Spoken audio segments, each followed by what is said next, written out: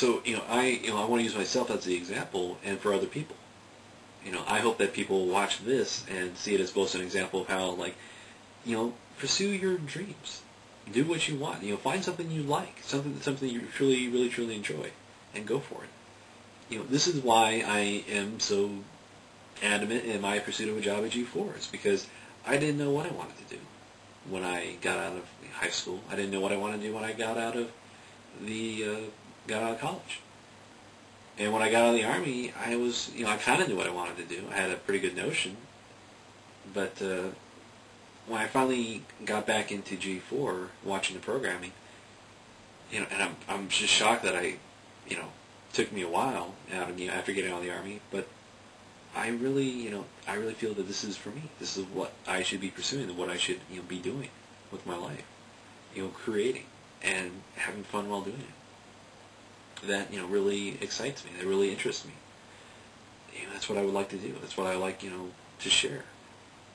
So and that's what I hope people gain from this. That I'm not doing this to toot my own horn. I'm not doing this for whatever reason. I'm doing this to share it with you, and give you guys ideas. Give anybody an idea or a notion or some aspect, some inkling, some seed, some germination, of maybe this is what I could do. Maybe this is how I could live my life or pursue my goals. Just try. Just try doing something and keep at it. Don't give up. So you never know.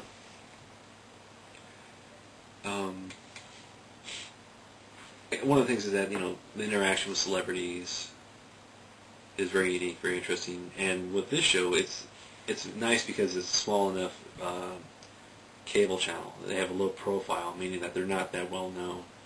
That you can develop this more closer interaction with the stars that you see. They're all very personal, very good, very nice people. So and it's really nice. It's really cool that you can have some interaction with them. But at the same time, these people, these poor guys, they get bugged a lot.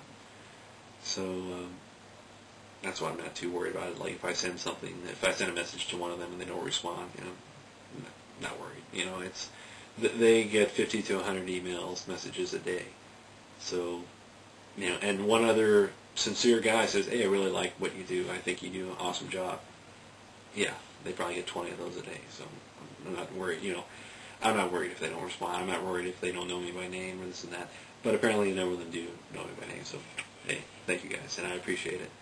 And I'm not expecting them to do anything for me. I'm not expecting them to. I guess it's time for me. All right. So another thing about the forums. I guess the other night I got a little fed up or a little angry because some guy had written a message saying, "Hey, Kevin, just call Sky or give Sky a chance" or something like that. And that was kind of like attention, which I wasn't totally sure I wanted, or it draws too much attention to me on the forums, and that opens it up to negative attention. And this one guy who goes by Edgy, he wrote a thing, and I thought he was attacking me, but it turns out, and I was a little inebriated at the time, but it turns out that he was actually kind of trying to offer me some help and advice, because he's in the video game and review industry and stuff like that. So I apologize to the guy, and I hope that he'll respond back, and we can see eye to eye, or some such. And also, there's this guy, Captain Smee, who he was a big fan of the show and would write in a lot of stuff, and apparently he may work for them now, or he may do some work for them. I'm not too sure, but so I've been trying to try to get a hold of that guy as well. I guess one of the things I should talk about is like what I noticed about this show and just the channel in particular, and because like what I mean in particular is that it seems that the way the channel's going, as opposed to where it used to be, is there's information, there's entertainment, there's infotainment, and I think that G4 as a channel is going more towards entertainment than where it used to be infotainment. And this is infotainment is stuff like the History Channel, Discovery Channel, the Learning Channel. Entertainment is Sci-Fi Channel, Cartoon Network. E is infotainment, and since G4 is picked up by the same company that owns E, who knows? Maybe, hopefully, the channel will go in that direction. But as indicated, by this one article, that E is like for women, or styles more for women. E is for basically the people who are like overly interested in celebrities, and they're going to try to make G4 more for young men, which I think is a very bad way to go. It's the wrong direction G4 is, would be going in, because the internet and video games, they're for everybody. It's not just young men who are into that stuff. The reason why it's always been young men is because that's who they made video games for. That was the type of people that they wanted to come interest and come across to. As young guys, because that was the guys who could get into video games or more accessible in video games, so they try to capitalize on that. But lately, in recent years, girl gamers have been rising, are on the rise, and I think that G4 needs to capitalize on that. And in fact, G4 doesn't need to cater to this base male desire for sex, in my opinion. Yeah, it sells. Yeah, it draws in a lot of people, and unfortunately, that's just kind of one aspect. So maybe they do need to keep that amount of TNA, amount of like partial nudity and beautiful women on the air, and that'll help them in the long run. And it's just a sad state of affairs that it has to be the way. But I think that what really sells the channel, what really helps the channel, and especially makes it endearing for intelligent crowd of people, is when they have the more information stuff.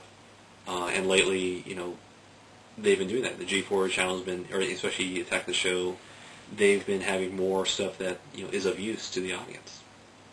And these are like little free web programs, different things about just culture, society, video games, and whatever.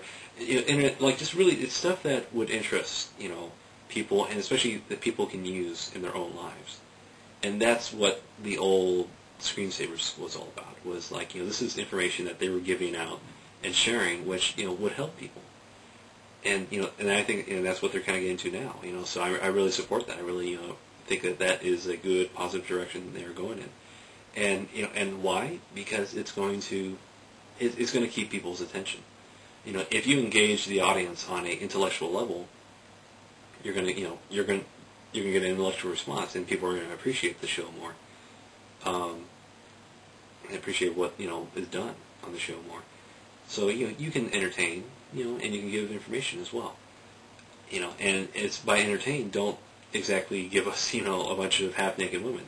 Yeah, it's cool and all, but I like when they do the skits. I like when they do these funny little segments, which are like behind the scenes or writer's room or stuff like that. It's basic. You can basically tell which stuff is Blair Butler's babies. Very well written, very intelligent, very funny. A lot of it's play on words. A lot of it is just examples of character and what people are trying to go for. And I think that really works. That really comes across. That's the stuff I like. And that's unfortunately that's kind of like Saturday Night Live humor in some ways, which is I think I kind of was thinking about one night that Saturday Night Live humor it's more geared towards a certain audience in New York itself. And that's why it has this problem of appealing to a broader audience, because it's kind of like this sort of weird commentary on just society, but for the benefit of a particular audience. If they make, they can go the counterculture route in some ways, So one of the things that Kevin Pereira had mentioned on the show was how the forum should be used for sharing of ideas. For people to come together of like interest and just interact, mingle, learn from each other. So